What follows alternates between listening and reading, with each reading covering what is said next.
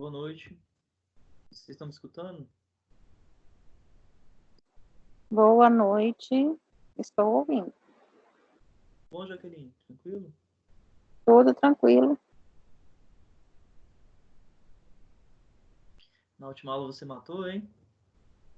Uai, eu nem sabia que ia ter aula. Por que não sabia? Uai, realmente eu não sabia. Eu fui ver esse link depois. Ah, tá. Você não recebeu o comunicado, não, pessoal? Não. Porque quando eu entrei naquele grupo, já tinha sido depois da sua aula. Foi aquele grupo que a gente formou depois da aula, justamente para causa dessa questão, né, de alunos aí que tivessem, não tivessem sabendo as informações direitinho, né? Uhum. E ali fica mais fácil. Até mesmo porque o pessoal ficou falando assim, no dia que não tiver aula, como é que a gente vai ficar sabendo, esse tipo de coisa, entendeu? Aí Entendi. a gente criou o grupo lá para ficar mais fácil, tá bom? Realmente eu não sabia, tanto que eu mandei as atividades para você, Foi, fiz o aba e pronto. E não, nem me atentei se tinha link ou não. mas aí vai ser assim, tá? A gente vai ter toda segunda-feira as aulas, né? Enquanto tiver funcionando essa questão do decreto, né? Então as aulas vão ser Uhum. remotas aqui, tá bom? Então mas serão intercaladas igual Não, era, ou será toda segunda? não vão ser intercaladas, não. Vão ser toda segunda, só que a transmissão ela vai ser até 8h40, 8 e pouco ali, entendeu? Entendi. Então. Aí, no segundo horário vai ser o Magdiel. Você tem aula com o Magdiel? Não, não tem. Tá bom. Aí no segundo horário, quem vai fazer a transmissão é o Magdiel, tá bom? Por isso que eu deixei passar, então. Beleza. Tranquilo. É por causa que tinha aquele cronograma, né? Das aulas, né? Então, eu estava seguindo o nosso mesmo, que a gente tinha feito na sala. É porque, assim, aquela questão do cronograma, a gente tinha montado questão de transporte, né? Porque Aham, vocês saíram da casa de vocês, para chegar lá só tem 1h30 de aula. Para mim também, questão de combustível, ficava bem oneroso, né? E aí, aham. por isso que a gente decidiu eu dar uma segunda e o Magel na outra, né? Uhum. E aí, como a gente está fazendo de forma remota, aí a gente preferiu, né, toda segunda eu dar minha aula no primeiro horário e ele dar a aula dele no segundo horário, tá bom? Entendi. Não, maravilha, então. Beleza, considera. Beleza, então. Eudiane, e aí, tudo bom?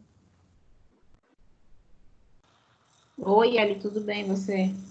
Tudo bem, graças a Deus. Tá um pouquinho, acho que tá um pouco febril aqui, não sei o que foi aconteceu, mas Vixe, Maria, cuidado com essa febre aí. pode não seja nada. E você também não estava na aula passada, não, né? Não, eu não sabia. Eu pensei que ia ter só a do Magdiel, fiquei esperando dar 8h30 para entrar só na do Magdiel. Ah, entendi. Aí você faz a aula do Magdiel, né? Então depois vai ter a transmissão dele. Ele provavelmente deve ter colocado o link lá para vocês acessarem, tá bom? Beleza. Será que o pessoal está com dificuldade para entrar? Será que tem alguém que está com dificuldade? Eu Você acho mandou. que não. A da Sani mesmo, na quinta, tinha muita gente. Ah, bacana. E a da Francisca também, na sexta também tinha muita gente. Tá bom, eu vou esperar um pouquinho o pessoal aí ver se eles acessam, tá? E aí a gente inicia a aula. Só queria falar para vocês aí que vocês faltaram na aula passada, questão dos exercícios. Como não vai ter como olhar o caderno de vocês, o exercício vai ser através dos formulários, tá bom? E aí vocês vão acessar aqueles formulários e responder. E aí a unidade 1 ficou valendo 300 pontos, eu já computei esses 300 pontos, vocês podem até ver lá a pontuação lá no AVA de vocês, tá? Uhum. Ok? E essa segunda parte agora, a unidade 2 também vai valer mais 300 pontos. Aí somando isso dá 600, e aí fica faltando uma lista de exercícios valendo 400 pontos, que eu também vou colocar lá no formulário para vocês responderem, tá bom? Aí, Maravilha. Aí vai ser online também, igual esse outro. vai ser tudo online, tá? Tá, A ok. questão da avaliação ainda não foi decidida como é que vai ser, tá? Tem uma outra instituição que eu trabalho, que lá a gente vai optar também por fazer as avaliações online, né?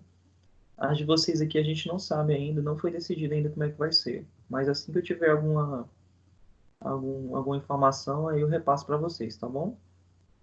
Tá Eu não lembro ok. exatamente quanto que estava marcada a nossa prova, vocês lembram? Acho que já ia ser para outra semana por ali, não é? Ou mais pro final.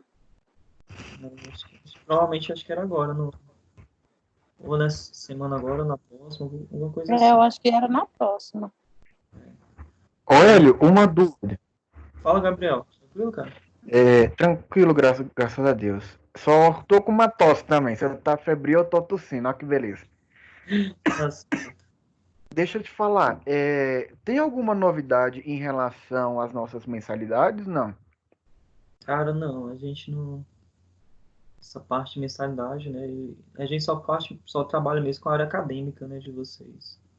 Em relação à Tá bem. mensalidade, a gente não tem. Hélio, a prova estava marcada para o dia 13/4. Dia 13, né? Seria então na próxima semana, né? Isso. Ok, Délia. Obrigado. Aí, assim, por enquanto, tá, pessoal? A gente vai suspender aí o dia da prova, né? A gente não tem ainda a data. Mas aí já vão estudando, tá? Vamos preparando direitinho, recapitulando lá aquelas primeiras sessões, tá bom? Para depois não terem surpresa aí, porque às vezes o pessoal dá um tempo aí um pouco curto pra gente. E aí, tá bom? Então já vão estudando aí direitinho. Basicamente a gente vai trabalhar em cima dos exercícios que foram passados, as atividades, né? Então, basicamente é isso. E chegou mais gente aí. Boa noite aí para todos. Sejam bem-vindos. Acho que alguns aqui já estavam presentes aqui na aula passada. Ok? Hoje a gente vai trabalhar a unidade 2.3, tá bom? No nosso livro lá. Na aula passada a gente trabalhou a 2.2. E aí eu vou disponibilizar também os exercícios para vocês da 2.3, ok? Ok. Às 19h30 eu inicio a aula aí. Vocês têm alguma dúvida com relação da aula passada? Todo mundo já respondeu? Ou tem alguém que não respondeu ainda o formulário? Eu vou apresentar aqui para vocês a minha tela para se alguém tiver alguma dúvida como é que vai ser a questão dos exercícios, tá bom? Então, deixa eu mostrar aqui para vocês a tela. Vocês estão vendo a minha tela, a tela do meu computador? Sim. Sim. Ok. Então, quando vocês entrarem na disciplina de vocês, deixa eu abrir aqui o AVA.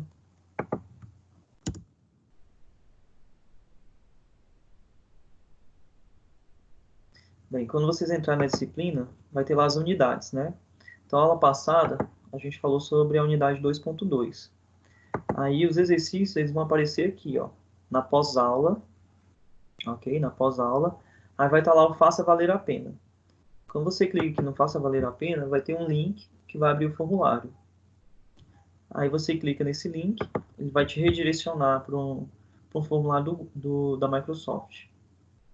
E aí você vai inserir aqui o seu nome, tá?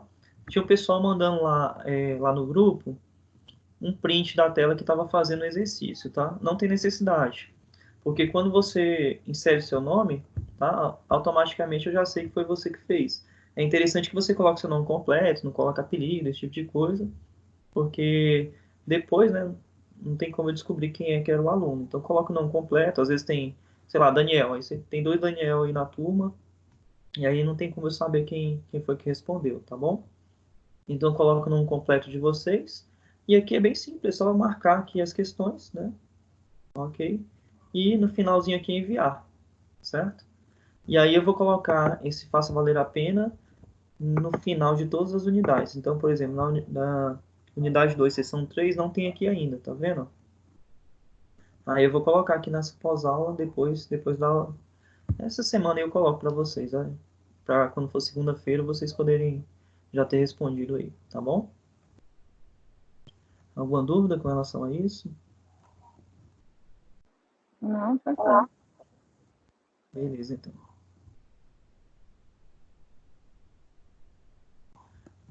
Então, se já chegou o pessoal aí, acho que a gente podemos iniciar aí, né?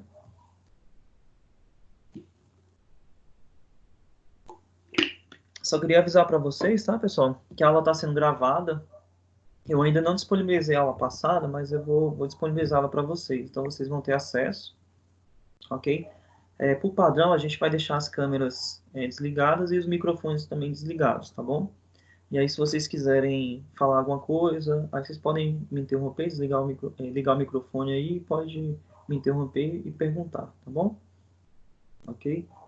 Então, tomar cuidado aí, porque a aula está sendo gravada, então, tomar cuidado aí com quem que vai aparecer, se vocês abrirem a câmera, por um acaso aí, tá bom?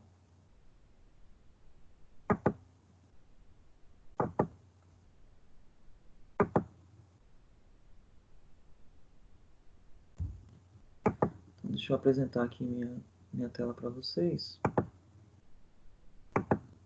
Então, ok.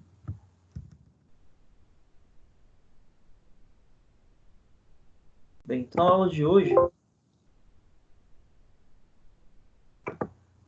a gente vai falar sobre índices de endividamento e rentabilidade e valor de mercado.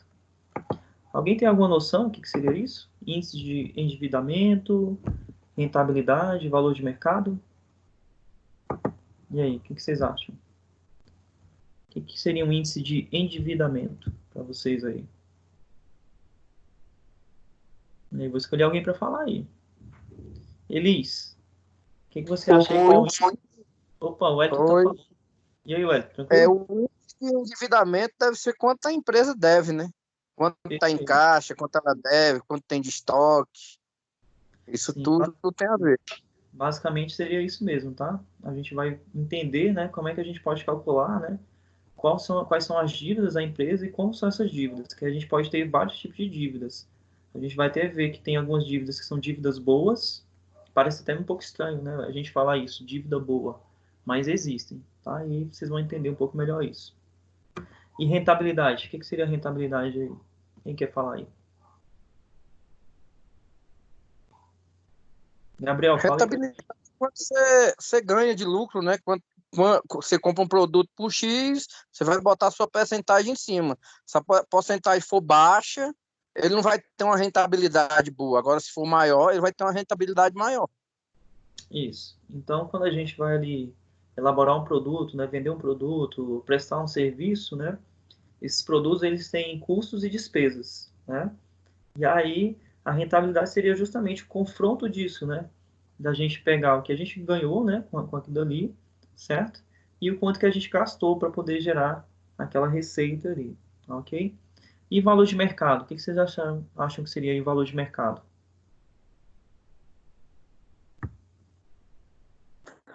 Eu acho é quanto a empresa vale, quanto ele tem de estoque, se tem duplicatas boas a receber, aí vai fazer o valor de mercado da empresa, né? Ok. Essa ideia de valor de mercado, não é muito com relação a isso, não. Seria com relação ao valor das ações, tá?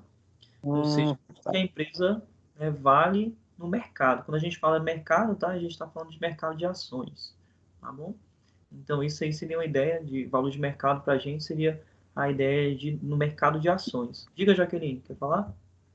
Não, eu ia comentar, que eu acho que você até chegou a comentar sobre isso no semestre passado. Sim, a Essa gente comentou. questão do valor de mercado da empresa, né? Sim, a gente comentou na disciplina de mercado de capitais. Isso. Lembrar? Quem Uhum. fez essa disciplina deve lembrar aí. Tá bom.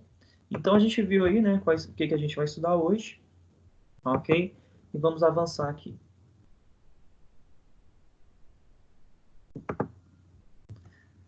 Bem, a primeira eu começo aí com uma perguntinha para você, né, para vocês. Você sabia que a análise das demonstrações financeiras nos permite conhecer e avaliar as decisões e o desempenho da empresa no passado? Bem, então o que acontece?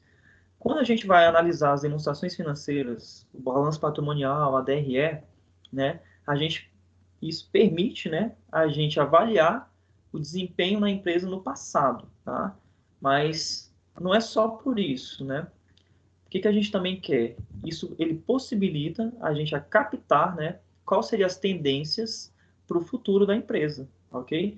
Então a ideia é a gente analisar o que aconteceu no passado, para a gente entender aqui o que acontece no presente, para a gente poder prever, fazer uma previsão, né, de qual vai ser o futuro dessa empresa. Então, quando a gente faz a análise das demonstrações financeiras, a gente estuda o que aconteceu no passado, certo? Para a gente entender o que está acontecendo ali no presente, para a gente poder ter uma ideia, verificar qual seria a tendência, ok? Do que vai acontecer no futuro dessa empresa.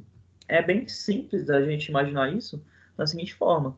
Se uma empresa deve muito no passado, né, provavelmente o futuro dessa empresa não será muito bom. Então, dá para a gente ter uma ideia, né, do que vai acontecer a partir da análise das demonstrações financeiras passadas, ok? Então, é por isso que a gente estuda as demonstrações financeiras. Bem, o primeiro ponto aí que a gente vai trabalhar seria o endividamento geral. O endividamento geral, ele se divide em capital próprio e capital de terceiros, tá? Então, quando a gente fala de endividamento, quem lembra lá de contabilidade, a gente vai ver que no passivo, ele é composto por duas contas lá básicas, né? Que é a dívida de terceiros, né? O capital de terceiros e o capital próprio. O capital próprio, né?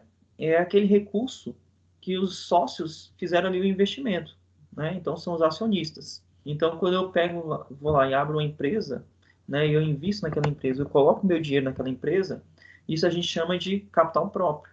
E, querendo ou não, isso é um endividamento. Não é um endividamento que você tem que pagar isso pro acionista. Não, a gente não vai fazer esse pagamento para o acionista. Mas caso a empresa seja, ela cabe, né, uma dissolução da empresa, né, a pessoa vai ter direito a receber, né, depois de pago as dívidas, né, ela vai ter direito a receber a parte do capital que ela investiu. Então, só que a gente não pensa dessa forma, porque a ideia de uma empresa é que ela continue, né, indefinidamente. Ninguém abre uma empresa com um início, né, e um fim. Então, a gente abre uma empresa pensando da seguinte forma: olha, essa empresa ela vai continuar indefinidamente, certo?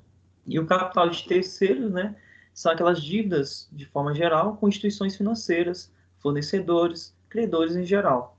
Então, o capital de terceiros, né, é o que você deve, né, de forma geral. São os empréstimos que você faz, são as compras de mercadorias que você realiza, são as compras a prazo que são feitas, salários de funcionários. Então, tudo isso aí entra como sendo o capital de terceiros. Analisando aí a questão do endividamento geral, né, a gente tem uma situação que seria o seguinte: a gente quer entender, né, quanto de dinheiro, né, de terceiros é utilizado aí para gerar lucro, né? Então a gente vai analisar na empresa o quanto de dinheiro de terceiros é usado para gerar lucro, né? E aí a gente sabe, né, que de modo geral, quanto maior for o endividamento da empresa, né, maior o risco de que a empresa não consiga honrar seus compromissos no futuro. Então, como eu falei aqui no início, a gente estuda, a gente analisa, né, essas demonstrações contábeis para poder entender o que está acontecendo ali, certo? E para traçar aí um futuro na empresa. E aí a gente sabe, né, que quanto maior for o endividamento dessa empresa, né, maior é o risco, né, que nós temos que ela não cumpra com as suas obrigações no futuro. E aí a gente dá um nome para isso. Isso é chamado de alavancagem financeira. Então, se vocês escutarem uma expressão da seguinte forma: uma empresa está muito alavancada. Alguém já escutou isso? Alguém já escutou essa expressão? Já. Já? Então, quando a gente fala que uma empresa ela está muito alavancada, o que a gente quer dizer com isso? Que ela está muito endividada, certo? Então, ela deve muito, ok? Então, a alavancagem financeira é justamente isso. É quando a empresa, né, ela tem um endividamento muito grande. E aí a gente vai aprender, através de índices, né, analisar como é que funciona esse endividamento, tá bom? Agora eu queria que vocês refletissem aí. O endividamento é sempre ruim? Será que não existe uma dívida boa? E eu queria que vocês pensassem e eu queria escutar a opinião de vocês. E aí? Será que o endividamento ele é sempre ruim? Será que não existem dívidas boas? Vamos lá. Eu acho que existe sim dívida boa. Acho que quando você compra, por exemplo, no caso, se for uma empresa, ela compra, digamos, se for um estoque, ela às vezes pode comprar um grande estoque parcelado, financiado, E não deixa de ser uma dívida boa, porque ela vai ter um retorno quanto a isso. Ok. Como é que a gente dá o nome disso, Jaqueline? Esqueci. Bem, quando eu dei aula de análise de investimentos para vocês, eu defini o que era investimento. Alguém lembra o que era investimento? Acho que alguns de vocês já fizeram essa disciplina comigo. O que é investimento? Vamos lá. O que é investimento? Ninguém lembra? Acho que é Investimento algo que seria você alguma vai coisa ter assim, um né? retorno. Oi, Délia. É algo que você vai ter um retorno mais para frente. Qual foi a definição de investimento que eu dei para vocês? Vocês estão lembrados? Quem lembra aí da definição de investimento? Não lembram? O que vocês estão fazendo agora, vocês estão fazendo um investimento. O que vocês estão fazendo agora? Investindo no estudo para a gente ter um retorno futuramente. Isso, então é mais ou menos isso daí, Jaqueline. Então, quando a gente faz um investimento, o que a gente faz? A gente abre mão de recursos no presente com o objetivo de obter mais recursos no futuro. Então, essa é a definição de investimento. Então, o que vocês estão fazendo agora, nesse exato momento, vocês estão fazendo um investimento. Vocês estão abrindo mão de recursos. A gente tem que ter em mente que o recurso ele não é só um recurso financeiro, né? Por exemplo, vocês estão abrindo mão do tempo de vocês para assistir essa aula. Então, você está abrindo mão de um recurso seu aí, que seria o tempo, ok? Com o objetivo de lá na frente você obter mais recursos. Então, quando vocês estão fazendo uma faculdade, vocês estão fazendo um investimento. Vocês estão abrindo mão de recursos, do tempo de vocês, estão abrindo mão do dinheiro, vocês pagam a faculdade, certo? Para poder obter mais recursos lá no futuro. Então, quando você pegou, Jaqueline, falou que a empresa ela compra ali produtos tal, ela está fazendo um investimento. Então, ela comprou ali uma matéria-prima, certo? Ela vai fazer uma transformação com essa matéria-prima e no futuro ela vai vender essa matéria-prima. Então, isso aí pode ser um exemplo de uma dívida boa, certo? Porque eu vou pegar, transformar aquele produto, ok? Ele vai passar por um processo e esse produto ele vai gerar um retorno para mim lá na frente. Então, isso aí é um exemplo de uma dívida boa, ou seja, você comprar matéria-prima para você transformar essa matéria-prima, ok? E lá na frente ele gerar um recurso. Exemplo, a gente já vê pessoas, por exemplo, vendendo bombom aí na faculdade. A pessoa vai lá, compra o chocolate, né? Ela compra ali as forminhas, ela gasta ali um dinheiro ali no início, ela abre mão ali do dinheiro, certo? E aí ela vai depois vender esses bombons lá na faculdade. Se ela conseguir vender esses bombons por um valor superior ao valor que ela investiu, ok? Então ela conseguiu fazer uma dívida boa, porque ela vai ter um retorno superior ao valor que ela investiu inicialmente, ok? Então isso aí seria um exemplo de uma dívida boa. Então, na maioria das vezes, o que seriam essas dívidas boas? Seriam investimentos que eu faço. Então, muitas vezes as empresas elas não têm dinheiro para realizar os seus investimentos. Então, o que elas fazem? Elas tomam dinheiro emprestado. Se eu conseguir tomar um dinheiro emprestado a uma taxa de juros baixa, ok? E conseguir fazer com que esse investimento gere um retorno superior ao que foi tomado, né? Que a gente chama isso de custo de capital, isso aí seria uma dívida boa. Então vamos imaginar aqui uma situação. Imagina que a minha empresa está bacana aí no mercado, ok? E aí eu penso que é hora de expandir. Então eu quero abrir uma filial para minha empresa. E eu vou até lá uma instituição financeira e pego lá um empréstimo para poder fazer essa expansão, certo? A partir do momento que, imagina que eu peguei esse dinheiro emprestado a uma taxa, sei lá, de 5% ao ano, um exemplo. E aí eu consigo fazer com que esse dinheiro renda aí para mim 10% ao ano, então isso foi uma dívida boa. Eu fiz uma dívida, certo? Que eu consegui, em cima dessa dívida, gerar um retorno superior ao valor que eu investi. Então, esse tipo de situação a gente chama de dívida boa. Ficou claro aí para vocês? Entenderam essa ideia? Então, podem existir dívidas boas? Pode. Sim. Sim, pode. Bacana, então. Então, vamos lá, continuando. Né? Então, a gente viu através dessa ideia, né, que o endividamento, ele sempre, nem sempre ele é ruim, né? Então, pode existir dívidas boas. E a gente vai estudar aqui o nosso primeiro indicador de endividamento. O nosso primeiro indicador de endividamento é a relação de capital de terceiros, capital próprio. Então, a gente vai pegar e vai dividir, tá certo? O nosso capital de terceiros pelo nosso capital próprio. E a gente chama isso de relação de capital de terceiros sobre o capital próprio. Bem, o que vai ser, então, o capital de terceiros? O capital de terceiros é chamado de passivo exigível. Como eu falei para vocês lá no início, a gente lá tem o passivo, né, que é o lado direito ali do nosso balanço patrimonial. Nesse passivo, a gente tem o que a gente chama de passivo exigível e o passivo não exigível. O que seria o passivo exigível? O passivo exigível seria as nossas dívidas no nosso passivo circulante e o nosso passivo não circulante. Por que ele é chamado de exigível? Porque a gente vai ter que pagar em algum momento essas dívidas, ok? Já o passivo não exigível, que a gente chama de patrimônio líquido, a gente não tem a necessidade de pagar esse dinheiro para os sócios, porque a gente imagina que a empresa ela vai continuar indefinidamente, ok? Então, né, como é que a gente interpreta esse resultado? Né? O que a gente interpreta isso daí?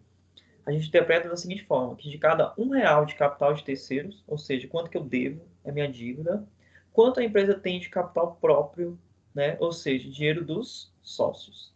Aí eu vou fazer aqui um exemplo para vocês entenderem como é que funciona isso daí. Então, olha só. Eu tenho aqui o passivo circulante, que é 150 mil, e o passivo não circulante, que é de 50 mil. Então, o que é o passivo exigível? O passivo exigível é a soma do passivo circulante com o passivo não circulante. Então, se nós somarmos aqui, ó, 150 mais 50, isso dá 200 mil. E o nosso patrimônio líquido, ele falou que é de 400 mil. Então, eu vou pegar, vou dividir, né, a relação do capital de terceiro sobre o capital próprio, vai ser o seguinte, vai ser o passivo exigível, que é de quanto? 200 mil, dividido pelo patrimônio líquido, que é de quanto? 400 mil. E se nós simplificarmos aqui, ó, eu posso cancelar 5 zeros em cima, 5 zeros embaixo, ok? E se eu dividir em cima e embaixo por 2, 2 dividido para 2 dá 1, 4 dividido para 2 dá 2. Então, o que eu posso concluir? Que de cada R$1 que eu devo para terceiros, eu possuo quantos reais? Eu possuo R$2. Então, de cada R$1 que eu devo para terceiros, certo? Eu possuo 2, tá bom? E aí, ficou claro isso? Entenderam então como é que é feita essa continha? Irani, diga. Parece que sim. E aí, qual é a conclusão, né? Quanto maior for esse endividamento, tá, pessoal? Pior é a situação da empresa. O ideal é que a empresa deva pouco, né, e ela tenha um capital próprio maior. Então, o ideal é que o patrimônio líquido seja maior, certo? E o capital de terceiros ele seja pouco. Mas é igual eu falei para vocês, depende, né? Depende do tipo de dívida que a gente tem. Se forem dívidas boas, né, aquelas dívidas que eu fiz ali com um custo baixo, um custo pequeno, certo que vai me gerar um retorno ali no futuro, ok? Esse endividamento não seria tão ruim, tá? Então a ideia é essa, beleza? Então vamos para o próximo indicador, né? O próximo indicador de endividamento seria o seguinte, seria a relação de capital de terceiros sobre o passivo total. Então, agora, o que a gente vai fazer? A gente vai fazer o seguinte. A gente vai pegar em cima, nós vamos colocar o passivo exigível, que é o passivo circulante e o passivo não circulante, e eu vou dividir pelo passivo total. O que é o passivo total? Ele junta o passivo circulante, o passivo não circulante e o patrimônio líquido. E aí, como é que eu vou interpretar esse resultado, né? Que de cada R$1 de recursos captados pela empresa, incluindo o capital próprio, quanto é a dívida, ok? Então, vamos ver aqui um exemplo numérico para a gente entender melhor o que acontece. Então, aqui eu tenho, ó, o passivo exigível. É o mesmo exemplo do anterior, tá? Meu passivo circulante, ele vale 150 mil. E meu passivo não circulante, ele vale 50 mil. Se eu somo 150 mais 50, eu tenho o que eu chamo de passivo exigível. Então, meu passivo exigível, ele é de quanto? Ele é de 200 mil. Ok? O meu patrimônio líquido, ele é de 400 mil. Então, se eu somar tudo, 200 mil mais 400 mil, eu vou obter 600 mil. Então, 600 mil é o meu passivo total. Então, lembrando, o que é o passivo total? Ele é o passivo circulante, passivo não circulante e o patrimônio líquido. É o que a gente chama de passivo exigível e o passivo não exigível. Então, eu pegando aqui, fazendo a simplificação, eu vou cancelar 5 zeros em cima com 5 zeros embaixo. Vou dividir em cima por 2 e embaixo por 2. 2 dividido para 2 dá 1. 6 dividido para 2 dá 3. Então, como é que eu interpreto isso? Eu interpreto da seguinte forma, que de cada R$ 3 que são captados, ok? Então, a empresa vai lá e capta recursos. Então, de cada R$ 3 que eu fiz a captação, eu devo R$ 1 para terceiros. Então, de cada R$ 3, certo? Eu devo R$ 1 para terceiros. E aí, alguma dúvida com relação a essa parte?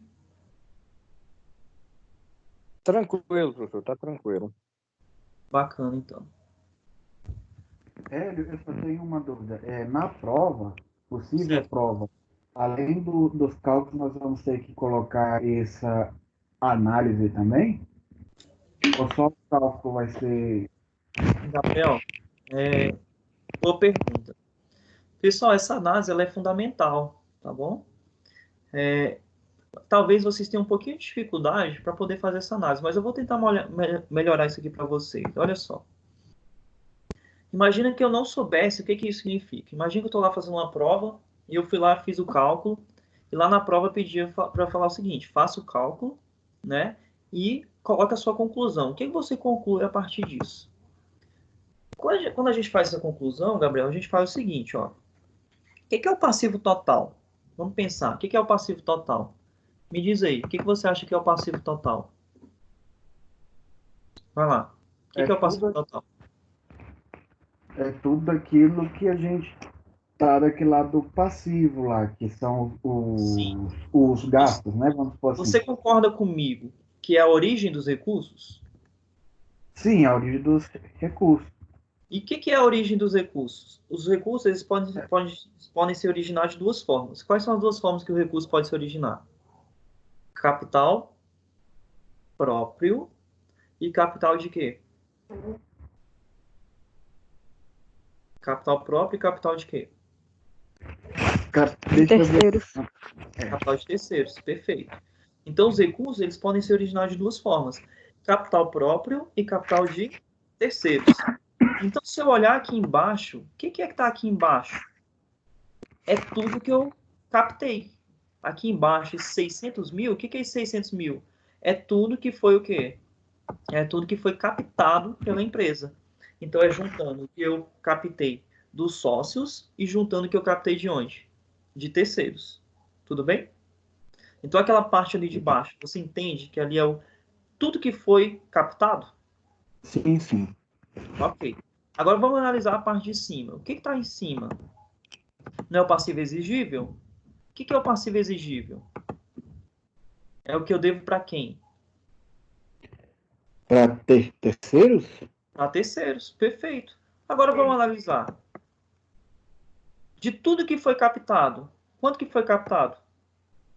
De cada R$ 3 que foi captado, eu devo para quem?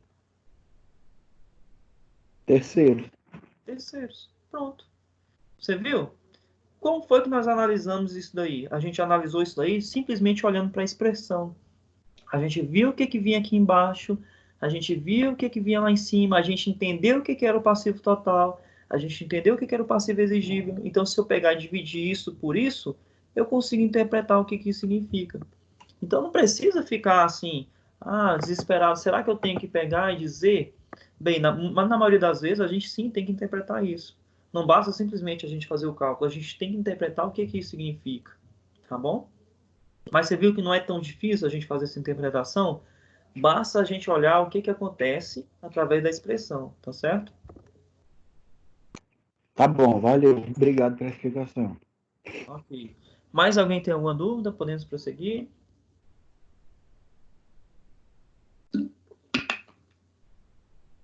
Beleza, então vamos prosseguir aqui.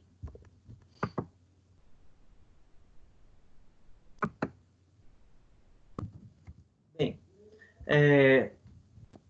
Aqui é uma observaçãozinha, tá, sobre os indicadores de endividamento, né? À primeira vista, um crescimento dos indicadores de endividamento, né, pode indicar uma redução na rentabilidade. Mas esse indicador, assim como os demais, não deve ser interpretado de forma isolada e definitiva. Lembre-se que é importante analisar o custo do endividamento em relação ao retorno produzido pela aplicação desses recursos no ativo. Então, o que significa isso? Que a gente tem que pensar também o seguinte: às vezes o meu endividamento está aumentando, ok? Mas eu tenho que olhar que tipo de dívida que está aumentando. Será que são dívidas boas? Será que são dívidas que têm um custo baixo, que eu vou conseguir aplicar aquele dinheiro e vai gerar um recurso maior para mim lá no futuro? Então, a gente não pode olhar isso só de uma forma isolada. Eu não posso simplesmente olhar, falar assim, olha, o endividamento da empresa está aumentando. Mas como a gente viu lá no início, existem dívidas que são dívidas boas.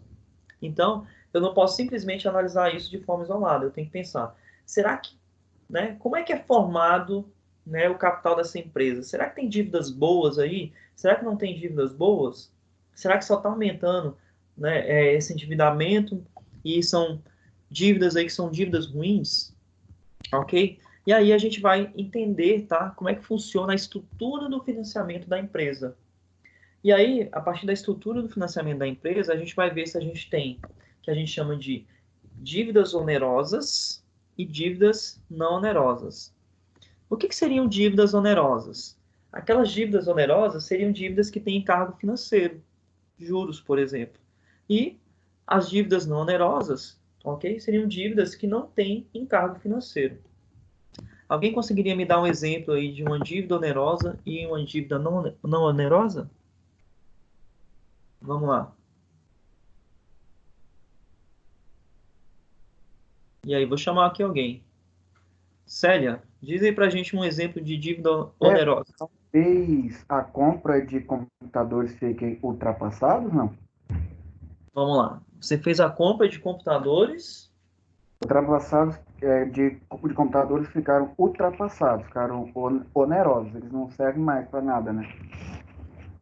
Tá, você está dizendo para mim que a compra de computadores seria uma dívida não onerosa? Não, seria, por exemplo, com computadores não esses novos, né? Mas, por exemplo, aqueles caixotão. Hoje em dia ele não pega nem o Wi-Fi, né? Não pega esse negócio. Hoje em dia não serve para empresa, não serve nem para gente ficar em casa. Então ele seria uma dívida onerosa, não? Não, não é nesse sentido, tá bom, Gabriel? Não é nesse sentido. Vai, quem está falando? Alguém quer falar?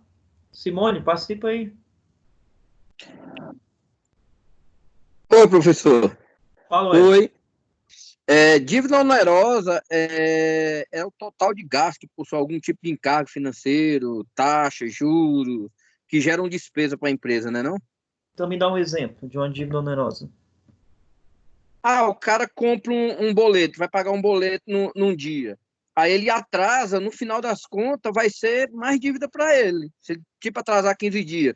O lucro que ele teve, ele vai ter que pagar de juros. Ok, então se você pagar juros, a gente chama isso aí de dívida onerosa. Outro exemplo, Simone, um exemplo aí de outra dívida onerosa. Simone não está estando. Nayara, fala, Simone. É, compras no cartão de crédito, quando a pessoa não paga a parcela toda de uma vez, acaba pagando uma parte e acaba caindo juros em cima do restante. Sim, sim, por exemplo, se você pegar, né, fizer uma compra no cartão de crédito e você deixar incorrer juros, sim, isso é um exemplo de uma dívida onerosa. Pessoal, então, para a gente entender aí, dívidas onerosas vão ser aquelas dívidas, tá certo? Em que a gente paga juros. Então, todo empréstimo, por exemplo, empréstimo seria um exemplo aí de uma dívida onerosa. Certo, Gabriel? Se você for lá, fez um empréstimo, né? As pessoas não vão te emprestar dinheiro de graça, elas vão cobrar juros. Então, aquelas dívidas, tá certo, pessoal? Que há incidência de juros, de taxas, ok? A gente chama isso de dívidas onerosas. E quem gostaria de dar exemplo aí de dívidas que não são onerosas?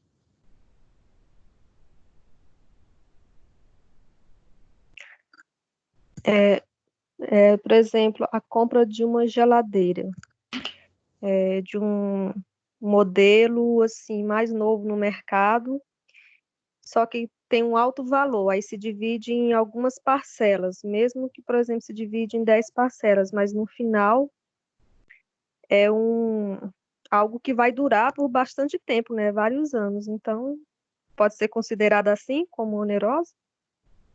É uma dívida não onerosa. Por É, quê? não onerosa.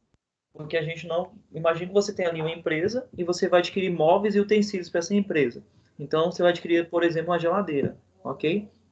E aí, se você não paga juros em cima dessa sua dívida, a gente vai falar que é uma dívida não onerosa, ok? Mais algum exemplo de dívida não onerosa? Salário poderia ser? Salário, perfeito, Jaqueline. É um exemplo de uma dívida não onerosa.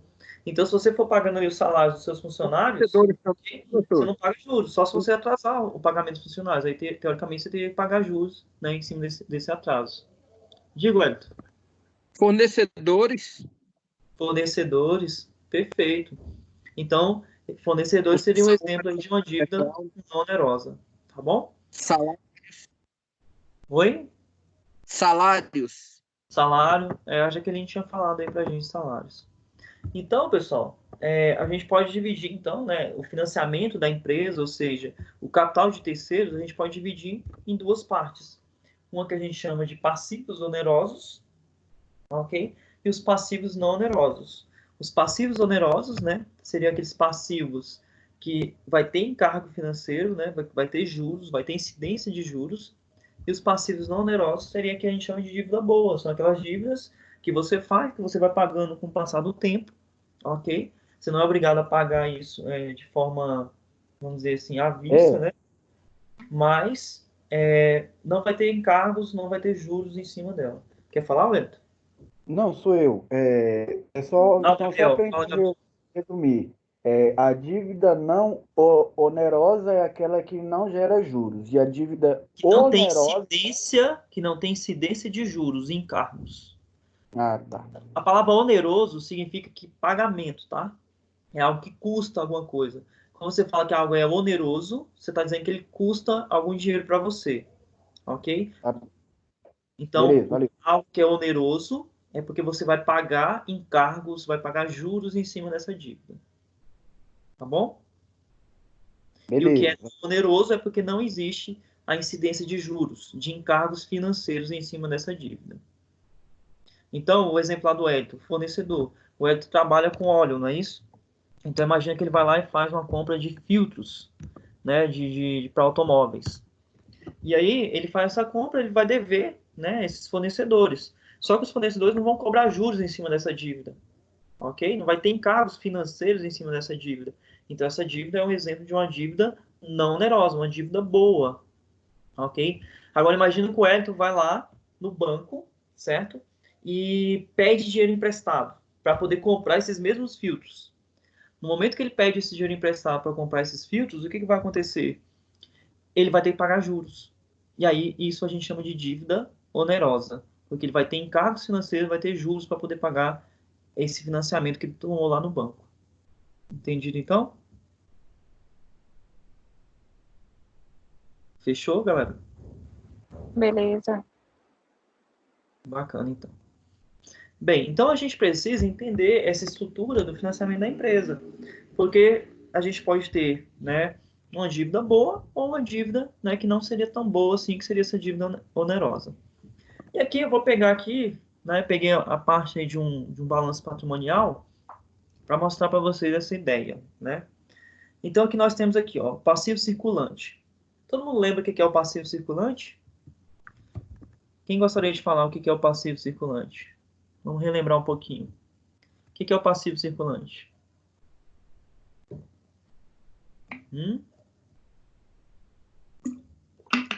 Quem já fez aí contabilidade introdutória, lembra. E eu acho que a maioria de vocês já fizeram. O que é o passivo circulante? São as A origem obrigações. dos recursos? São as obrigações. Quem estava falando? A Simone. São as obrigações. Obrigações pagas dentro de um ano. Isso. Dentro de 360 dias, né? A partir do fechamento do quê, pessoal? Do balanço, certo? Então, se eu vou fechar o balanço aqui hoje, e eu tenho ali dívidas que serão que terão que ser pagas, né, com um tempo inferior a 360 dias, né, a gente chama isso de passivo circulante. Então, o passivo não circulante seria aquelas dívidas que são vencíveis a partir da data de fechamento do balanço por um período superior a 360 dias, tá bom? Então, vamos lá. O primeiro aí que aparece, fornecedores. A gente já comentou. Fornecedores é uma dívida onerosa ou não onerosa? Estou perguntando para vocês. Fornecedores, oneroso ou não oneroso? Se pagar não em dia, oneroso, não né? oneroso, né? Mas se atrasar e tiver juros, Perfeito. Vamos lá. Empréstimos e financiamentos. Oneroso ou não oneroso? Oneroso. Certo, porque eu vou ter que pagar o quê? Os juros. Juros, não é isso? Ok? Uhum. Obrigações fiscais aí. É oneroso ou não oneroso? Seriam os impostos? Sim, seriam impostos. O que vocês acham? Se tiver atrasado, é oneroso.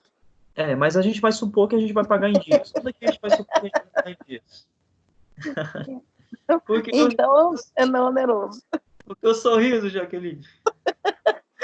Professor, nós estamos numa quarentena. Tá todo mundo atrasado. Você não anda pagando suas dívidas em dia, não? Rapaz, graças a Deus ainda tá em dia. Ainda. Que bom, né? É, realmente, Ainda bem. tomara que, né, tudo Se volte ao normal resolva. o mais rápido possível, né? Porque, Amém. infelizmente, né, não tá fácil para ninguém. Não mesmo. E contas a pagar, o que vocês acham? É não oneroso. Não oneroso também. Salários e contribuições sociais. Não oneroso. Não oneroso. E o passivo não circulante, a gente teria lá empréstimos e financiamentos, né? Que seria o quê? Oneroso ou não oneroso? Oneroso. Oneroso. Oneroso. E obrigações fiscais não onerosas, ok? Então vamos lá. Aqui a gente tem um quadrinho que está dividindo isso daí. E aí eu vou mostrar para vocês como é que a gente faz o cálculo, né, do percentual que isso representa. Deixa eu ver se eu consigo mostrar aqui no quadro para vocês. Fica melhor.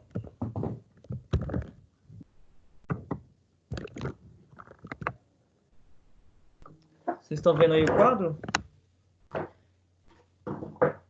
Dá para ver eu escrevendo no quadro?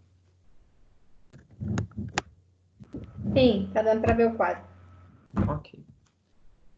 Bem, então, se a gente olhar lá na tabela, eu vou pegar aqui os valores, tá? A gente tem aqui o total do não oneroso. Vocês vão ver espelhado agora, depois eu modifico para vocês verem. Então, o não oneroso e o oneroso. Aí a gente tem aqui de 2 anos. O ano de 2001 e o ano de 2001 aqui. Então, o ano de 2001, o não oneroso, deixa eu ver aqui como é que eu vou montar essa tabela, fica melhor aqui. Não oneroso e o oneroso. Então, aqui eu vou ter aqui o ano X0, o ano X1. O não oneroso aqui deu 24.741. Aqui deu 24.232. E o oneroso deu 16.677. Certo? E aqui deu 15.241.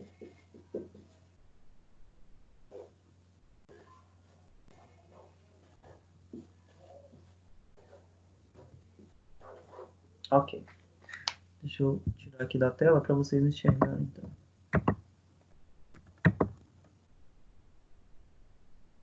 Vocês estão vendo, então, o quadro aí direitinho? Sem ser de forma espelhada? Espera aí que eu desligar a câmera.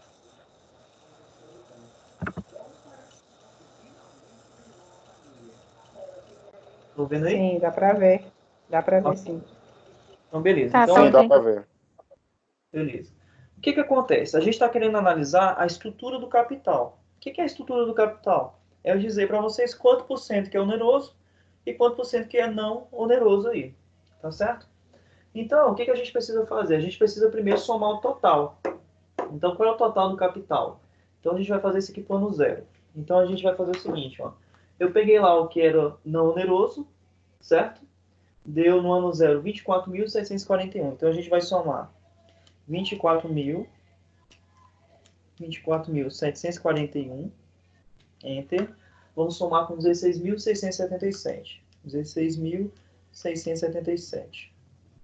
Essa soma deu 41.418. Então, o que eu sei é o seguinte, que o total do meu passivo ele é de 41.418. Ok? Aí eu quero saber qual é a parte... Deixa eu melhorar aqui a imagem. Eu quero saber qual é a parte, né, dessa dívida, né, que é não onerosa ou a parte que é onerosa. Então, por exemplo, se eu quiser saber qual é a parte que é onerosa em cima desse capital, o que eu vou fazer? Eu vou fazer o seguinte, eu vou pegar o valor, né? Esse valor aqui é de quanto? Qual é o valor oneroso? 16.677. E aí eu divido esse valor por esse e no final eu multiplico por quanto? Por 100. Então, quando eu fizer isso, eu vou ter o percentual. Qual é o percentual do meu capital, certo? Que é oneroso. Então, a gente faz o seguinte, ó. A gente soma o capital total, né? O capital de terceiros, o passivo total, né? Que seria 24.741 mais 16.677. Eu acho que eu só troquei aqui os valores. Acho que aqui é 1 e aqui é 0, tá? Depois eu dou uma olhada lá. Isso está feito também no slide, eu vou colocar lá para vocês. É só vocês verem. Então, a gente soma aqui, ó, esses dois valores. Quando eu somo esses dois valores, o que eu tenho? Eu tenho o passivo total. Aí eu quero saber desse passivo total, qual é a parte onerosa? Então, eu tenho 16.677 dividido por 41.418. E eu multiplico isso por 100 para eu ter esse valor em percentual. Então, fazendo essa continha, 16.677, inverte aqui, dividido 100 vezes. Então, de acordo com as minhas contas, isso dá 40,27%. Então, se eu pegar aqui, por exemplo, o meu passivo oneroso, certo? E dividir pelo total do meu passivo, eu sei que meu passivo oneroso ele corresponde a quanto? 40,27%. E aí, qual é a interpretação para isso? A gente interpreta isso da seguinte forma. Quanto mais eu tiver dívidas onerosas, pior é, né? Então, esse percentual aqui, o ideal é que ele seja pequeno. Porque quanto menor for esse percentual, significa que as minhas dívidas são dívidas boas, não são dívidas que têm encargos, têm juros, certo? Porque a gente viu que dívidas onerosas são aquelas dívidas que têm encargos financeiros que têm juros. E aí vamos fazer o cálculo aqui para aqui de baixo. Eu vou somar esse com esse para eu ter o valor total do meu passivo. Então eu vou somar 24.232, soma com 15.241. Então isso deu 39.473. E aí eu quero saber qual é o percentual que meu passivo oneroso corresponde em cima disso. Então 15.241. E aí eu multiplico esse valor aqui por 100 para obter o valor em porcentagem. Então 15.241 divido por 39.000 e multiplica por 100 vezes. Isso aqui deu 38,61%.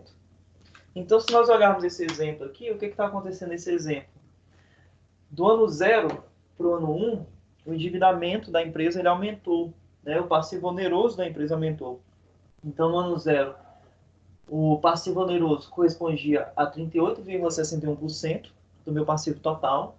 E no ano 1, o meu passivo oneroso passou a ser de 40,27%.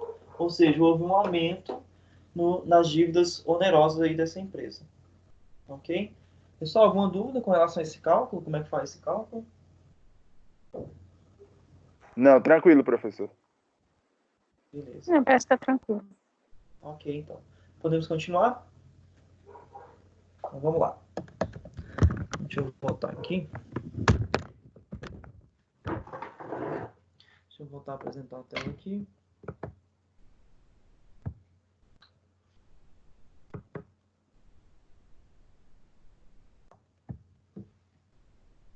Então, se vocês olharem, tá ali as respostas, né?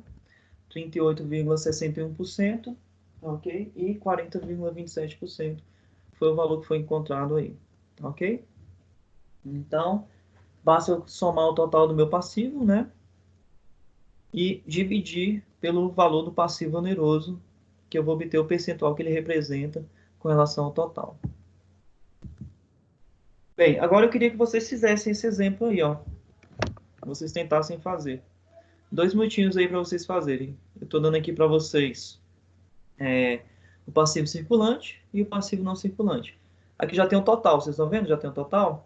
Aí vocês só vão calcular qual é o percentual do passivo oneroso dividido pelo passivo total e me dizer o percentual aí. Vamos lá? 2 minutinhos aí, vou marcar aqui 2 minutinhos para vocês fazerem essa questão.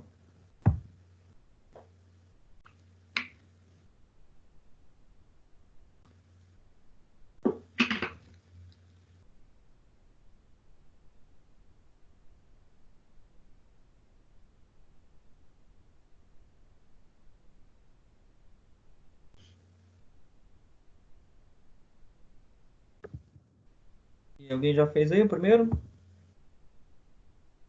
Do ano 0?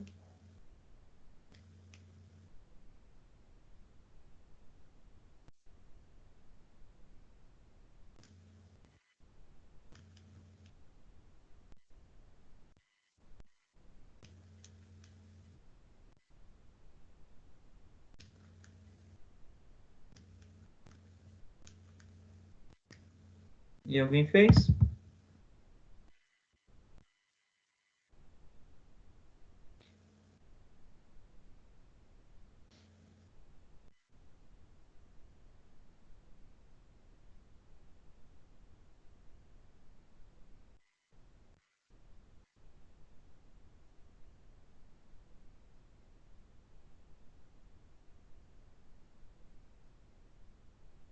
E aí, quem fez aí do ano 0?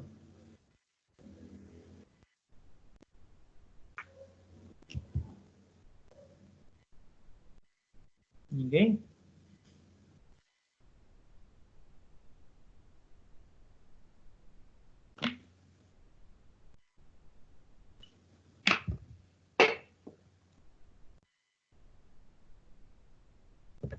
Simone, aí, você fez?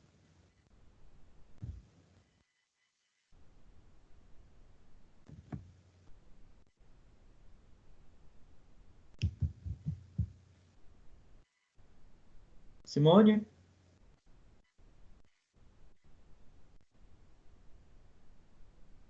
Jaqueline?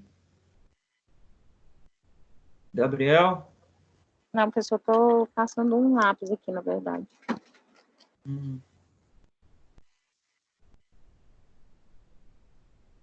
Gabriel, Ô, Hélio, fez aí? pra mim não tá aparecendo. Eu até tirei print aqui e vou te mandar. Eu vou tentar sair e entrar de novo. Não está aparecendo a minha tela? A tela do PowerPoint?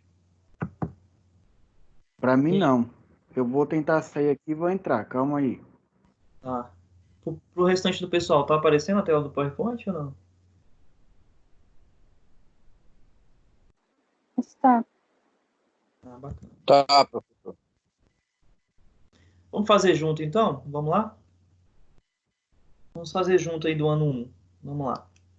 Quais seriam aí os passivos onerosos aí do ano 1? Quem quer falar aí para mim?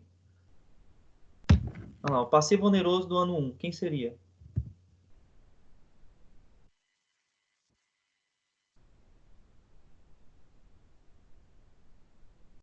Vamos falar sobre... Oneroso, vamos lá. No ano 1 aqui. ano empréstimo e financiamento, Então, isso dá quanto? Dá 5.357. 5.000. Deixa eu anotar aqui direito. 5.357. isso. Tem mais alguma coisa que é onerosa aí? Obrigações fiscais, Não. Obrigações fiscais, não. já estou confundindo. Ó, obrigações fiscais. Ah, sim. Não, obrigações fiscais, não. Empréstimos e financiamento, não? Ó, Não deixa aparecer. eu mostrar aqui, Jaqueline, olha só. Só obrigações fiscais que são para longo prazo, tá certo? Ah, tá. Ok? Uhum. Ó, deixa eu te mostrar aqui no Então, exercício seria de anterior. empréstimo. As obrigações fiscais que fazem parte do passivo circulante, ok? Elas não são onerosas. As onerosas vão ser as obrigações fiscais que fazem parte do quê? Do próximo ano. Então, se você olhar aqui olha aqui nesse anterior, ó. A primeira obrigação fiscal ali era de 5 mil. Deixa eu mostrar aqui, ó. 5.765 e depois 11.327. Elas não aparecem no passivo oneroso. O que aparece são as obrigações fiscais do exercício seguinte, ou seja, do passivo não circulante. Então, nesse exemplo que eu estou dando aqui para vocês, ó, a gente não tem obrigações fiscais no passivo não circulante. A gente só tem no passivo circulante. Então, não tem juros em cima dela, tá bom? Uhum. Então, qual seria, então, as onerosas? O empréstimo e financiamento, que seria 5.357, mais quanto? Então seria só esse e empréstimo e financiamento no passivo não circulante. Isso, perfeito. Os 547. Certo. Somando isso, dá 5.904. Concordam? Aí eu vou dividir isso por quanto? Vou dividir isso por 47.489. 47.489 dividido. E vou multiplicar por 100. 100 vezes. Então, isso com duas casas decimais, pessoal, dá 12,43%. Então, no ano 1, tá? O passivo não oneroso, o passivo oneroso, ele corresponde a 12,43% do meu passivo total. Tá bom? Já no ano 0, o que vai acontecer? A gente tem lá empréstimos e financiamentos, que é 6.388, certo? E qual é o outro passivo oneroso? Empréstimos e financiamentos de 416. Então, vou somar com 416. Essa soma dá 6.804. E eu vou dividir isso por 50.369. 50.369 dividido. E multiplicar por 100. Então, isso dá 13,51%. Beleza, pessoal? Acompanharam aí? Então, Tranquilo, professor. Acompanhando aqui. As obrigações fiscais elas vão ser passivos onerosos só quando eles fazem parte do exercício seguinte, tá bom? Então, vamos lá, continuando. Agora, a gente viu aí os indicadores de endividamento, estrutura e financiamento da empresa. Agora a gente vai começar a ver os indicadores de rentabilidade, tá? Então, o primeiro indicador de rentabilidade é a margem de lucro bruto. E aí, como é que a gente calcula essa margem bruta ou margem de lucro bruto? A gente vai pegar o lucro bruto e dividir pela receita total, ok? E aí, aonde é que eu encontro o lucro bruto? Alguém lembra? E onde que eu encontro a receita total? Vocês lembram disso? Aonde que eu encontro essas informações aí? Quem quer falar aí? Aonde que eu encontro essas informações? Na DRE? Perfeito. A gente encontra essas informações da DRE. Foi a Cleudiane que falou, né? Sim, Cleudiane, a gente encontra isso na DRE. Então, eu vou lá na DRE, pessoal, pego o lucro bruto e divido pela receita total, né? Então, o que isso dá para a gente, né? Ele dá para a gente o que a gente chama de margem bruta. Ou seja, ele mede a porcentagem que fica para a empresa de cada R$1 das vendas, descontados os custos das mercadorias vendidas. Então, o lucro bruto, né, é aquele lucro que a gente obtém, né, descontando o custo das mercadorias vendidas. E esse valor a gente vai pegar lá na DRE, tanto a receita quanto o lucro bruto. E aí a ideia é a seguinte, né? Quanto maior for a margem de lucro bruto, melhor é para a empresa. Tá bom? Aí, seguindo a mesma ideia, né? A gente teria a margem de lucro operacional ou margem operacional. Aí, aqui ao invés de a gente utilizar o lucro bruto, a gente vai ter o lucro operacional dividido pela receita de vendas. Então, qual é a diferença da margem bruta para margem operacional? Na margem bruta, a gente vai utilizar o lucro bruto. E na margem operacional, a gente vai pegar o lucro operacional. E aí, o que isso significa para a gente, né? ele mede a porcentagem que fica para a empresa de cada R$ 1 das vendas após todos os custos e despesas operacionais. Então, o lucro operacional é quando a gente tira os custos e as despesas operacionais, né? Ela representa para a gente quanto a empresa está sendo eficiente na operação do seu negócio. E aí, da mesma forma, né? Quanto maior for essa margem de lucro operacional, melhor é para a empresa. E, seguindo a mesma linha, a gente teria o que a gente chama de margem líquida. A margem líquida seria o lucro líquido. Vocês lembram como é que é o lucro líquido? A gente pega lá o lucro bruto, né? Tira todos os custos e despesas, a gente vai ter o lucro operacional.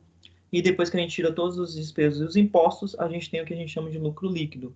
E aí o lucro líquido, dividido pela receita de vendas, a gente vai chamar isso de margem líquida. E essa margem líquida ela vai medir a porcentagem que fica para a empresa de cada R$ 1 das vendas, após todos os custos e despesas operacionais, e também os custos e as despesas não operacionais, os encargos financeiros, e ela vai medir, né, se a empresa está gerando ou não, né, valor, ou seja, se ela está dando lucro ou não aí para a gente, né?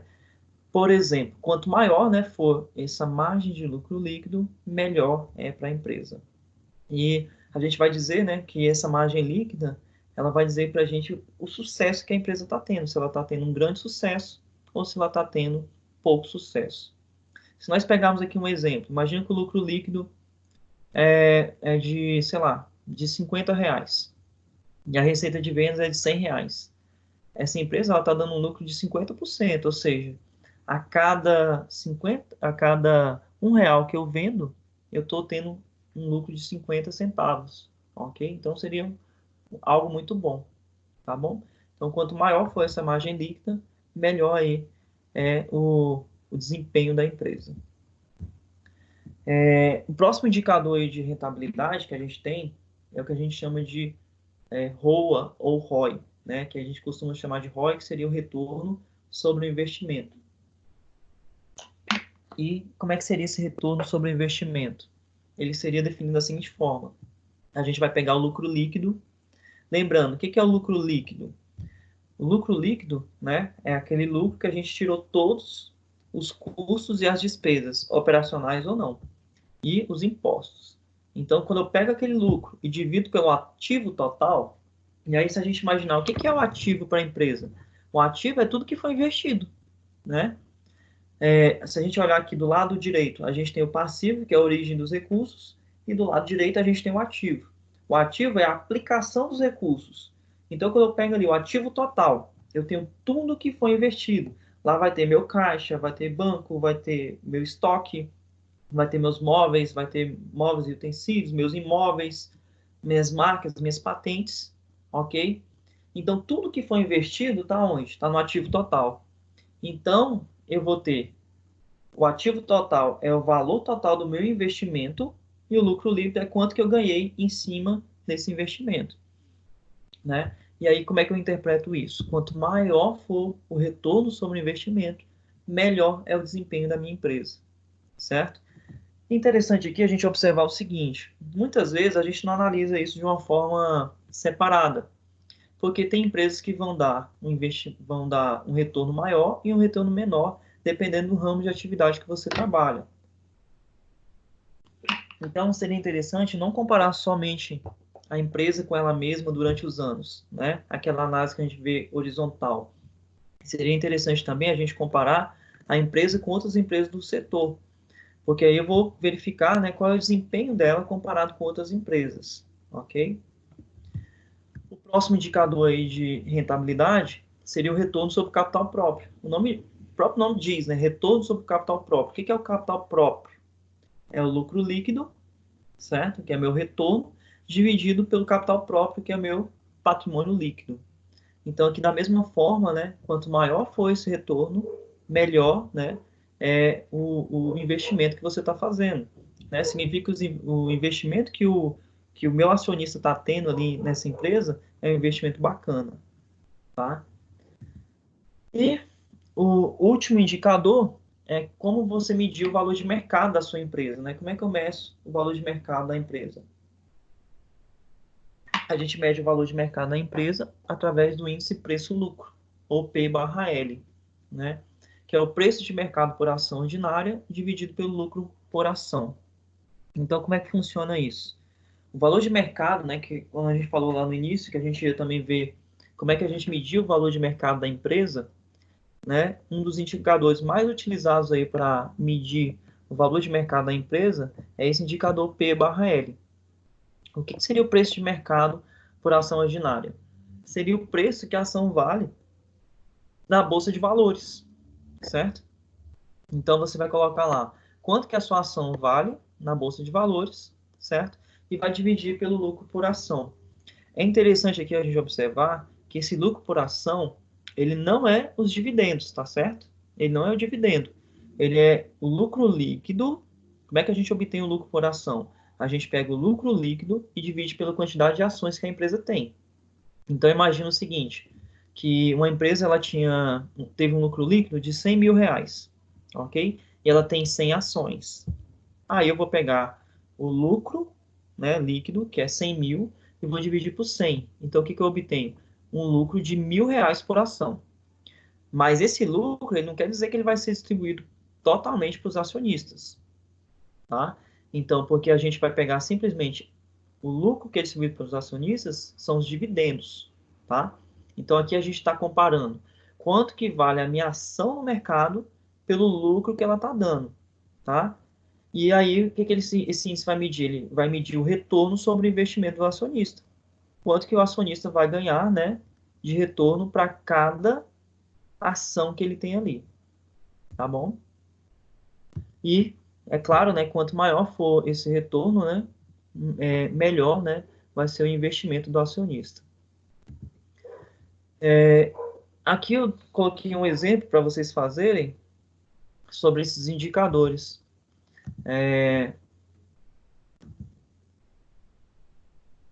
Eu coloquei aqui para vocês calcularem, né, qual seria o retorno, né, sobre o capital de terceiro sobre o capital próprio.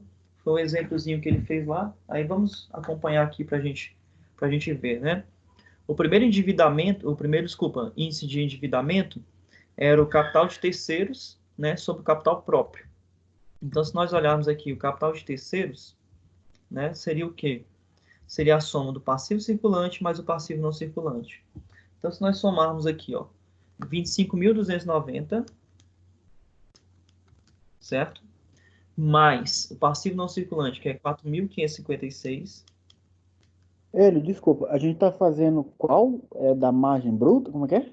A gente vai calcular aqui o capital de terceiros sobre o capital próprio, tá? Então, o capital de terceiro, o que é o capital de terceiro? É o passivo circulante sobre o passivo não circulante. Então, eu peguei e somei 25.290 mais 4.556. Isso deu 29.846. Então, vamos lá. No ano zero, isso dá 29.846. É a soma de quê? 25.000, deixa eu pegar aqui no ano 1, ó. 25.290 mais 4.556. Ó, esse valor que está aqui, ó. 25.290, o que é 25.290? É o capital passivo circulante. O que é 4.556? É o passivo não circulante. Dividido pelo capital próprio. Quanto que é o capital próprio? 17.058. Então, se nós dividirmos isso aqui, dá 1,75. No ano zero, o que acontece aqui no ano zero? O capital de terceiro, né, o passivo exigível, ele seria 19.628 mais 3.735. Então, se você olhar aqui, ó, 19.628 mais 3.735. E aí eu vou dividir isso por capital próprio. Quanto que é o capital próprio? 18.808. Isso dá quanto? 1,24. Então, o que a gente observa a partir disso? Que o endividamento da empresa ele aumentou de um ano para o outro, né? Do ano 0 para o ano 1, ele houve um aumento, ok? E aí, a gente teria que, por exemplo, para poder analisar isso e verificar se isso é bom ou ruim, a gente teria que analisar a estrutura do capital. Por exemplo, saber se esse endividamento foi com dívidas onerosas ou dívidas não onerosas. Aí aqui também tem um exemplo, né, da relação do capital de terceiro sobre o passivo total. Se a gente olhar aqui o passivo total, a gente já tem aqui os valores do passivo total, que é 46.904 e 42.171. Então, aqui nós temos, ó, 42.171 e 46.904. E aqui a gente vai somar, né, o passivo exigível, que seria 19.628 mais 3.735. Aqui, ó, 19.628 mais 3.735. Quando eu divido esse por esse, eu tenho aqui 0,5540. O que a gente observa aqui? Também do ano 0 para o ano 1, houve um aumento, né, da relação de capital de terceiro sobre passivo total. Ok? E aqui eu também fiz um exemplo para vocês da questão dos passivos não onerosos e dos passivos onerosos, tá? Aí vocês podem, em casa, verificar isso aí direitinho. Se houver alguma dúvida, pode me perguntar também. Aí, pessoal, lá no livro, ele tinha esse exemplo aqui para calcular o capital de giro, tá certo? Capital de giro não, desculpa. As margens margem bruta, margem líquida, tá? E aí ele pegou essa DRE aqui pra gente, ó. Aqui a gente tem tudo que foi calculado, tá? Receita operacional, lucro bruto. E lá no livro, deixa eu abrir o livro aqui para vocês. Ele tem os valores. Então, se vocês olharem aqui, ó, ele tem os valores, tá bom? Da margem bruta, margem operacional, margem líquida, o ROA e o ROI. E aí seria interessante que vocês tentassem fazer essas continhas. Já está feito aqui, né? Mas seria interessante que vocês tentassem fazer. Eu achei que ia dar tempo para vocês tentarem fazer, mas não vai dar, que eu preciso encerrar a aula. Tem gente que vai ter aula depois com o Magdiel, tá bom? E aí, o que fica para vocês fazerem? Vai ficar, eu vou colocar lá para vocês o Faça Valer a Pena, tá? Que é isso aqui, ó. Ok? Esses exercícios lá no formulário para vocês responderem, tá bom? Aí tentem fazer esse exercício aqui, tá? Tentem calcular as margens bruta, tá? Então aqui, ó, margem bruta, margem operacional e margem líquida. Já está feito aqui, eu tenho os valores feitos, mas tentem vocês fazerem sem olhar aqui pro que está feito no livro, tá bom? Essa DRE é aquela mesma que aparece lá no slide que eu coloquei para vocês. Aí vocês vão pegar aqui os valores, ó. Por exemplo, se a gente fosse calcular a margem bruta, o que a gente vai fazer? A gente vai pegar o lucro bruto, que é quanto? 14.047, e vamos dividir pela receita. Quanto que é a receita? 54.875. Então tá aqui, ó. Margem bruta. Cadê aqui, ó? A receita, que é 54.875. Aqui, ó. Dividido pelo lucro bruto, que é 14.047. E multiplica por 100 para obter esse valor em percentual. E assim por diante. Ele fez aqui, ó, margem bruta, margem operacional, margem líquida. E aí eu gostaria que vocês fizessem esse cálculo aqui, tá bom?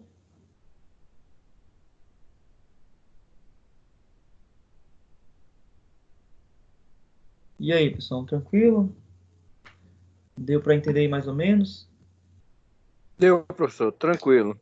Tá bom. Aí vocês precisam fazer aqueles cálculozinhos lá, tá bom? Para treinar um pouquinho. Lembrando também, né, se nas nossas avaliações não precisa decorar essas fórmulas, né, só precisam saber utilizá-las. Então, posso dar lá uma situação, pedir para vocês calcularem, tá certo? E marcar ali a alternativa. Vocês sabem já como é que funciona, tá bom? E com relação à nossa avaliação, eu não tenho ainda um ponto ainda para vocês, para dizer como é que vai ser, se vai ser online, se não vai ser. E é assim que eu tiver essa informação, eu passo para vocês, ok? Beleza. Ok, professor. Tranquilo. Ok, professor. Então, lembrando, né, pessoal, nossa aula não vai ficar intercalada, a gente vai ter aula toda segunda-feira, ok? Só vai voltar aquele calendário original se a gente voltar a ter as aulas presenciais, tá bom? Então, por enquanto, a gente vai ter aula toda segunda-feira, a gente vai iniciar às 19h20 e acabar aí por volta de 8h40, 8h45, tá bom? Maravilha. Ok. Então, boa noite a todos, obrigado aí pela presença, cuidem da saúde de vocês, né? Cuidem dos familiares, Vamos pagar as contas em dia, né, Jaqueline?